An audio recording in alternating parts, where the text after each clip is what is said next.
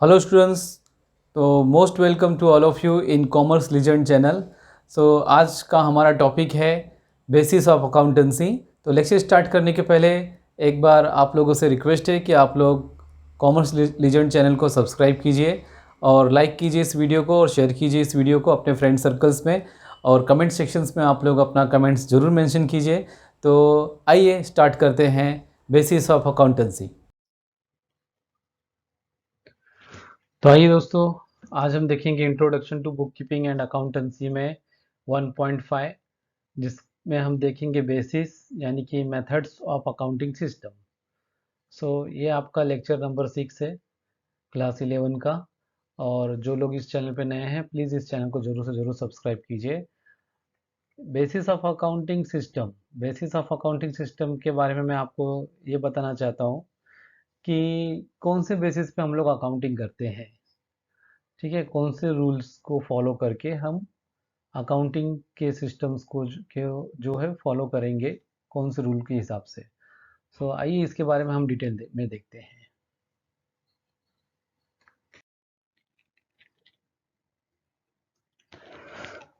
आपके बोर्ड पे स्टूडेंट्स, यहाँ पे मैंने लेफ्ट और राइट में दो एग्जांपल्स लिखे हैं। बेसिस ऑफ अकाउंटिंग समझने के पहले आइए हम ये एग्जांपल पहले रीड कर लेते हैं, और ये एग्जांपल क्या बताना चाहता है आपको थोड़ा समझ लेते हैं, तो जिससे कि आपको बेसिस ऑफ अकाउंटिंग समझने में बहुत ही आसानी होगी। एग्जाम्पल 1 में आपको बताया गया है कि cash received ₹1000 on sale of goods. एक बिजनेसमैन है, उसने गुड्स सेल किया, बेचा, तो उसको ₹1000 मिला। तो उसके बिजनेस में ₹1000 कैश आ गया। ठीक है, अगर जो ₹1000 उसके बिजनेस में आ गया। ठीक है, कैश के जगह पे क्रेडिट कार्ड भी हो सकता है, डेबिट कार्ड से भी स्वैप करेंगे तभी भी उसको कैश मिलेगा। बैंक से आरटीजीएस, एनईएफटी आएगा या फिर चेक आएगा तभी भी उसके पास पैसा आने वाला ही है। ठीक है, तो जरूरी नहीं है कि कैश का मतलब कि सिर्फ और सिर्फ हार्ड कैश। ठीक है, सो यहाँ पे जो है कैश जो है कैसे भी आ सकता है बिजनेसमैन के पास। सेकेंड एग्जांपल में आपको बता रहा है कि वाटर चार्जेस पेड ₹100। बिजनेसमैन ने जो है अपने बिजनेस, उसके बिजनेस में कुछ वाटर लगता है तो उसके लिए उसने वाटर चार्जेस पेड किया, तो वो ₹100 गया उसका वाटर चार्जेस। यहाँ पे जो है उसके बिजनेस से ₹100 कम हो गया, मतलब उसने पेमेंट किया वाटर डिपार्टमेंट को, तो ₹100 उसका बिजनेस में से कैश चला गया। सो ये आपका एग्जाम्पल नंबर 2 है। एग्जाम्पल नंबर 1 और एग्जाम्पल नंबर 2 से देखने पे ये मालूम पड़ता है कि जब उसने गुड्स सेल किया तो उसको पैसा मिला, और जब उसने वाटर चार्जेस पेड किया तो उसके पास से, बिजनेसमैन के पास से ₹100 गया। दैट मीन्स फर्स्ट और सेकेंड ट्रांजेक्शन जो है प्योरली 100% जो है कैश से रिलेटेड है, कैश आया और गया। अब हम लोग एग्जांपल नंबर 3 देखते हैं, sale of goods ₹1000 on credit. देखिए, कुछ लोग ऐसे होते हैं जो उधारी पे माल लेते हैं, गुड्स को जो है उधारी पे लेते हैं। तो अगर जो आप बिजनेस कर रहे हो तो थोड़ा बहुत तो आपको क्रेडिट में, उधारी पे माल बेचना ही पड़ेगा। तो यहाँ पे एग्जांपल नंबर 3 में आपको दिया गया है कि sale of goods ₹1000 on credit. Businessman ने क्या किया है कि कुछ गुड्स जो है उधारी पे बेचा है। मतलब उधारी पे बेचा मतलब कि सेल तो हो गया, लेकिन उसे उसे पैसा जो है कुछ दिन के बाद मिलेंगे। अभी तुरंत ऑन द स्पॉट उसको पैसा नहीं मिल रहा है। ठीक है, नेक्स्ट मंथ मिलेगा या 30 डेज के बाद मिलेगा। तो इसको बोलते हैं कि सेल ऑन क्रेडिट। ठीक है, सो उसके बिजनेस में से जो है गुड्स तो सेल हो गया, लेकिन पैसा अभी तक आया नहीं है। ये एग्जाम्पल नंबर 3 बोल रहा है। एग्जाम्पल नंबर 4 क्या कह रहा है कि salary of ₹5000 payable for last month.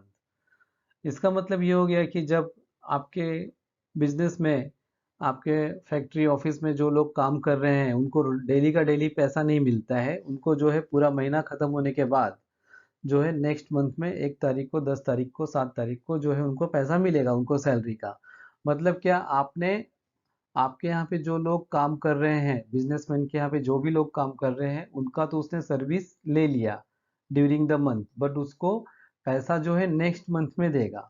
तो इसका मतलब ये हो गया कि सर्विस ले लिए, इसका मतलब ये हो गया कि 5,000 रुपया जो है ये ड्यू तो हो गया है उसी महीने की एंडिंग में, बट वो अभी तक जो है पेड नहीं किया है, वो इन फ्यूचर में पेड करेगा, दैट मीन्स नेक्स्ट मंथ में पे करेगा। यहाँ पे एग्जाम्पल के तौर पे हम देख रहे हैं। सो जो जो राइट हैंड साइड में एग्जाम्पल दिया गया है, इसके अंदर क्या है, इसके अंदर जो है उसको इनकम तो हुई है गुड्स बेचने पे 1,000 रुपये का, लेकिन वो इनकम जो है काउंट वो अभी नहीं कर सकता है क्योंकि उसको पैसा मिला नहीं है, वो उधारी पे माल उसने बेचा है गुड्स को। तो जब उसको पैसा मिलेगा तब उसकी वो इनकम कहलाएगी। एज ऑन डेट जो है इनकम तो है, बट वो इनकम कन्वर्ट नहीं हुआ है पैसे में। ठीक इसी तरीके से एग्जाम्पल 4 क्या कह रहा है कि कुछ पैसा उसका खर्च तो हुआ है, 5,000 रुपया उसका जो है एज अ सैलरी खर्च तो हो गया है, लेकिन 5,000 रुपया उसकी बुक्स में से, उसके कैश इन हैंड में से कम नहीं हुआ है। ठीक है, that means expenses due, expenses incurred but not paid. ठीक है, सो ये एग्जाम्पल 1 2 3 4 जो है इसी के बेस पे जो है, इसी को ध्यान में रखते हुए हम लोग आइए देखते हैं बेसिस ऑफ अकाउंटिंग।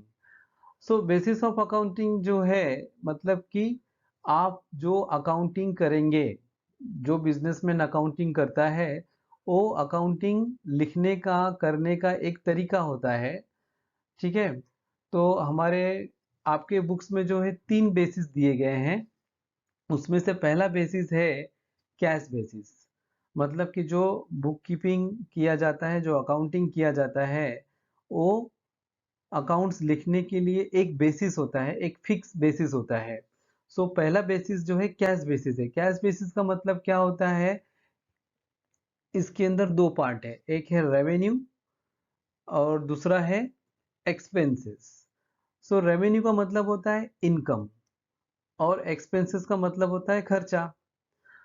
तो रेवेन्यू कैश बेसिस, अगर जो बिजनेसमैन जो है अपना बुक कीपिंग, अपना अकाउंटिंग जो है कंप्लीटली कैश के बेसिस पे रिकॉर्ड करेगा, तो जो है जब उसके बिजनेस में से कैश जाएगा या आएगा तभी ही उस ट्रांजेक्शन्स को वो अपने बुक्स में रिकॉर्ड करेगा, अदरवाइज वो अपने बुक्स में रिकॉर्ड नहीं करेगा। इसी को हम लोग कैश बेसिस अकाउंटिंग कहते हैं। जैसे एग्जाम्पल नंबर 1 और 2 में जो है आपको बताया गया है कि बिजनेसमैन ने गुड्स सेल किया और उसे 1,000 रुपया मिला, मतलब उसके बिजनेस में 1,000 रुपया जो है ऐड हो गया, आ गया। So it is a revenue, it is a income. So यहाँ पे एक्चुअल कैश उसके बिजनेस में आया। ठीक है, इसी तरीके से जो है एक्सपेंसेस, एक्सपेंसेस जो है जब वो वाटर चार्जेस पेड करता है तो जो है एक्चुअल उसके बिजनेस में से कैश चला जाता है। ठीक है, तो इसको बोलते हैं कैश पेड। तो ये दो एग्जांपल से हमको मालूम पड़ता है कि कैश आ रहा है, कैश जा रहा है, तो इसको हम लोग क्या बोलेंगे, कैश बेसिस बोलेंगे। तो बिजनेस के अंदर जो है इस बेसिस पे जब हम लोग बुक कीपिंग्स रिकॉर्ड करते हैं तो उसको बोलेंगे कैश बेसिस। मतलब कि जो भी बिजनेस में एक्टिविटी और बिजनेस ट्रांजैक्शंस रिकॉर्ड होगा वो सिर्फ और सिर्फ जो है तब रिकॉर्ड होगा जब सचमुच में कैश आएगा और जाएगा। तो ये इसी को बोलते हैं कैश बेसिस।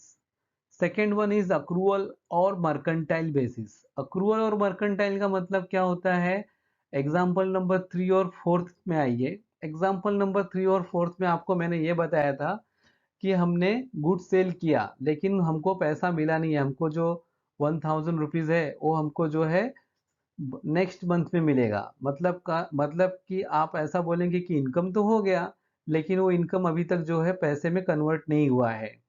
तो ये जो है अक्रूवल और मर्केंटाइल, इसी को हम लोग बोलेंगे अक्रूवल और मर्केंटाइल।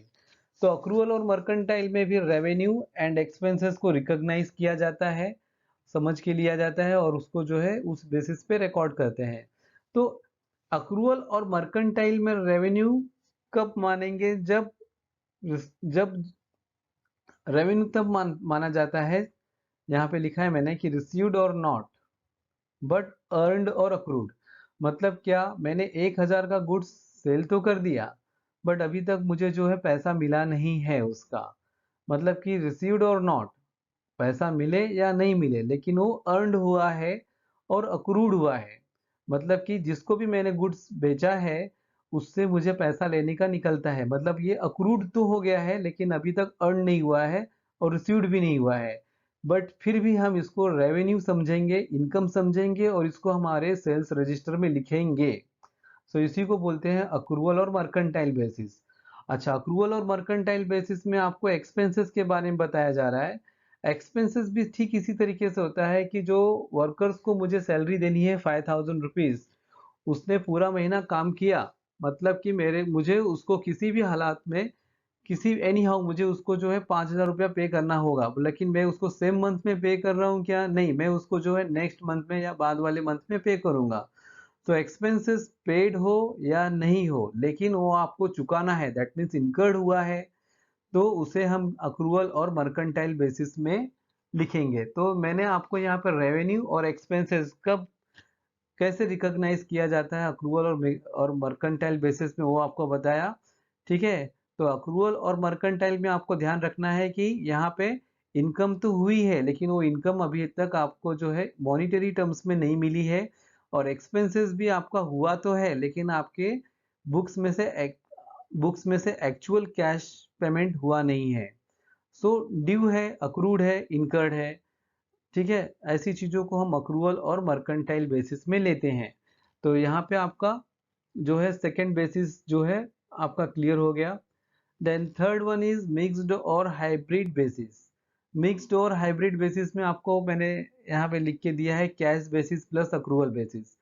मतलब क्या, यहाँ पे जो है it is a combination of cash basis plus accrual or mercantile basis. आप बोलेंगे ऐसा कैसे सर? एक तरफ तो बोलते हैं कि 1+1 = 2 होता है, दूसरी तरफ आप बोल रहे हो कि 1+1 = 2 नहीं भी होता है। तो देखते हैं क्या बता रहा है यहाँ पे। इसके अंदर जो है रेवेन्यू कैसे रिकॉग्नाइज किया जाता है और इसके अंदर जो है कैसे एक्सपेंसेस को रिकॉग्नाइज किया जाता है, इसके लिए कुछ क्राइटेरिया है मिक्स्ड और हाइब्रिड बेसिस में। रेवेन्यू एंड एसेट्स जो है वो कैश बेसिस पे होता है। देखिए यहाँ पे, मतलब कि इनकम जो है, आप इनकम जब भी आप अपने बुक्स में इनकम को काउंट करोगे, गिनोगे, तो इनकम कभी काउंट होगा जब वो सचमुच में उसका पैसा आ चुका है, तो ही वो revenue as a revenue, that means as a income करके वो काउंट होगा, अदरवाइज नहीं होगा। एंड एसेट्स, एसेट्स का मतलब क्या? आपके बिजनेस के अंदर जो प्लांट एंड मशीनरी लगी हुई है, जो फर्नीचर लगा हुआ है, ठीक है, तो ये सब आपका बिजनेस का एसेट्स है। तो जब आपका बिजनेस में एसेट्स आएगा तो सिर्फ और सिर्फ कैश बेसिस पे आना चाहिए। मतलब आप कैश पेमेंट करोगे तो आपने एसेट्स परचेस किया तो ही उसको माना जाएगा, अदरवाइज नहीं माना जाएगा। तो इसमें रेवेन्यू एंड एसेट्स जो है कैश बेसिस पे रिकॉर्ड करते हैं और एक्सपेंसेस जो होता है वो अक्रूवल बेसिस पे होता है। दैट मीन्स जो अपन ने एक्रूवल और मर्केंटाइल बेसिस में देखा था एक्सपेंसेस के बारे में क्राइटेरिया, सेम वही क्राइटेरिया जो है आपका मिक्स्ड और हाइब्रिड बेसिस में आएगा। सो एक्सपेंसेस जो है कंप्लीटली जो है अक्रूवल बेसिस पे होता है। अक्रूवल बेसिस पे का मतलब ये होता है कि वो आपका ड्यू तो हो चुका है, वर्कर ने काम किया, एक्सपेंसेस ड्यू हो गया, बट आप उसको नेक्स्ट मंथ में पे करेंगे। ठीक है ना? पूरे महीने आपने जो है इलेक्ट्रिसिटी यूज की, बिजनेस को चलाने के लिए, फैक्ट्री को चलाने के लिए पूरा महीना आपने इलेक्ट्रिसिटी यूज किया, लेकिन वो इलेक्ट्रिसिटी का पेमेंट आप कभी करेंगे जब नेक्स्ट मंथ बिल आएगा तभी आप पे करेंगे। That means expenses on electricity expenses is due, accrued, but not paid. ठीक है, it will be paid in the next month.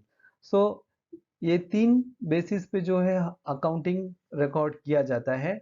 मैं आगे आपको और भी बताता हूँ इसके बारे में। अभी आप बोलेंगे सर ये कैश बेसिस, अक्रूवल और mercantile basis, mixed or hybrid basis, ये बेसिस पे अकाउंटिंग कौन लोग लिखते हैं? तो नॉर्मली क्या होता है, जो प्रोफेशनल्स होते हैं, प्रोफेशनल्स बोले तो जो चार्टर्ड अकाउंटेंट हैं, डॉक्टर्स हैं, लॉयर्स हैं, और जो नॉन प्रॉफिट ऑर्गेनाइजेशन है जैसे कि ट्रस्ट वगैरह हो गए, ये लोग जो है कैश बेसिस पे अकाउंटिंग लिखते हैं। मतलब क्या? इसका मतलब ऐसा हुआ कि जब आप एक डॉक्टर के यहाँ पे जाते हो, आप हॉस्पिटल में जब आप जाते हो, तो वहाँ पे आप ऐसा नहीं बोलते हो कि सर आज आप मेरे को दवा दे दो, 4 दिन के बाद मैं आपको पैसा दूंगा। ऐसा होता है क्या? वहाँ पे नहीं होता है ना।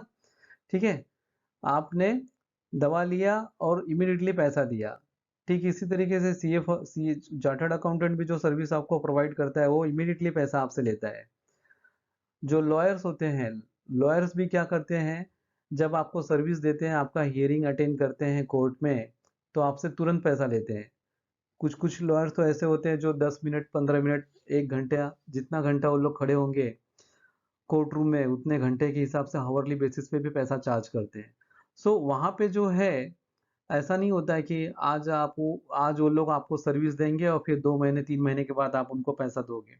सो वहाँ पे ऐसा नहीं होता है। तो जो सीए है, डॉक्टर्स, लॉयर्स और जो ट्रस्ट होते हैं, ये सब लोग जो होते हैं कैश बेसिस पे अकाउंट्स को रिकॉर्ड करते हैं। ठीक है। और जो अक्रूवल और मर्केंटाइल बेसिस होता है, ये नॉर्मली इंडिया में जो है सभी लोग एज ऑन डेट यही फॉलो करते हैं।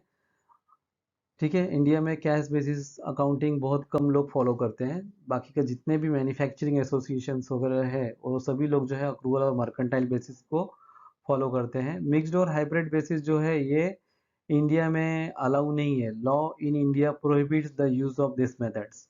सो भारत में जो लॉ है, जो इनकम टैक्स लॉ है, वो अलाउ नहीं करता है। सो अक्रूवल और मर्केंटाइल बेसिस ही इंडिया में सभी लोग फॉलो करते हैं।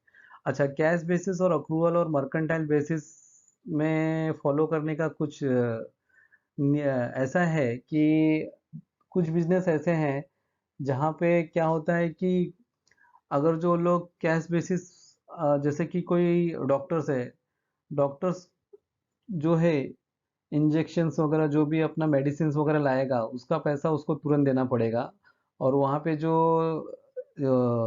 पे जो पेशेंट्स आएंगे वो पैसा अगर जो बाद में देते हैं तो अकाउंटिंग वहाँ पे प्रॉपर नहीं होती है। लेकिन जो मैन्युफैक्चरिंग कंपनीज होती है जहाँ पे गुड्स प्रोड्यूस होता है, मैन्युफैक्चर होता है, वहाँ पे रेवेन्यू जो है और एक्सपेंसेस जो है अक्रूवल और मर्केंटाइल बेसिस पे ही रिकॉर्ड होती है। सो इंड में मैं आपको इसका एक समरी बताना चाहता हूँ कि कैश बेसिस का मतलब क्या होता है कि सिर्फ और सिर्फ अगर जो बिजनेस में कैश आ रहा है किसी भी ट्रांजैक्शन में या कैश जा रहा है तो उसको कैश बेसिस बोलते हैं और उसी को रिकॉर्ड करना होता है। अदरवाइज अगर जो कैश नहीं आ रहा है बिजनेस के अंदर ऑन द स्पॉट तो उसको जो है कैश बेसिस नहीं बोलेंगे और उसको कैश बेसिस अकाउंटिंग में रिकॉर्ड भी नहीं करते हैं। अक्रूवल और मर्केंटाइल बेसिस ठीक इसका अपोजिट होता है। और मिक्स्ड और हाइब्रिड बेसिस में जो है दोनों का कॉम्बिनेशन होता है। जो रेवेन्यू एंड एसेट्स है उसको कैश बेसिस पे लेते हैं और एक्सपेंसेस को अक्रूवल बेसिस पे लेते हैं। तो स्टूडेंट्स, होप सो कि आपको ये चार्ट जो है समझ में आया होगा। आगे आपको जो बुक्स में दिया गया है कैश बेसिस के बारे में, वो लिखा है कि under the cash basis of accounting actual cash receipts and actual cash payments are recorded. सचमुच में अगर जो तुरंत आपको एक्चुअल कैश रिसिप्ट, जब आपको तुरंत कैश मिलेगा और तुरंत पेमेंट आप रिकॉर्ड पेमेंट जाएगा तो ही उसको रिकॉर्ड करना है। In this basis revenue is recognised. Revenue is recognised बोले तो रेवेन्यू को कब आइडेंटिफाई करेंगे, व्हेन कैश इज रिसीव्ड, जब कैश रिसीव्ड होगा मतलब मिल चुका होगा तो। एंड एक्सपेंसेस आर रिकॉग्नाइज्ड, और एक्सपेंसेस को कब हम रिकॉग्नाइज करेंगे, कब उसको रिकॉर्ड करेंगे, व्हेन कैश इज पेड, जब वो कैश पेड हो गया होगा, अदरवाइज नहीं। सो यहाँ पे एग्जाम्पल में क्या लिखा है, एनी इनकम रिसीव्ड, बिजनेस में कोई भी इनकम मिलती है, मिल चुकी हुई होती है तो ही उसको रेवेन्यू में रिकॉर्ड करेंगे। एनी एक्सपेंसेस पेड, जैसे कि कोई भी एक्सपेंसेस पेड है तो ही उसको लिखेंगे। अगर जो एक्सपेंसेस अनपेड है तो उसको कैश बेसिस में लेना नहीं है। Such a method of accounting is usually followed by professionals such as doctors, lawyers, chartered accountants and not for profit organization। Not for profit organization बोले तो जैसे कि कोई भी ट्रस्ट है तो उन लोग, कोई भी ट्रस्ट है तो उन लोग कैसे, या फिर नॉन चैरिटेबल या फिर कोई चैरिटेबल ऑर्गेनाइजेशंस है तो ये सब जो रहते हैं उनको नॉट फॉर प्रॉफिट ऑर्गेनाइजेशन कहा जाता है। सेकेंड वाला जो है अक्रूवल और मर्केंटाइल बेसिस, ये भी मैंने आपको एक्सप्लेन कर दिया है, एक बार रीड कर लेते हैं। Under accrual basis of accounting the revenue whether received or not but has been earned or accrued during the accounting period and expenses incurred whether paid or not are recorded। In other words, revenue is recognized when it is earned or accrued and expenses are recognized when these are incurred. So ये भी मैंने आपको already charts में explain कर दिया गया है example में, any income earned whether received or not, और दूसरा है any expenses incurred whether paid or not.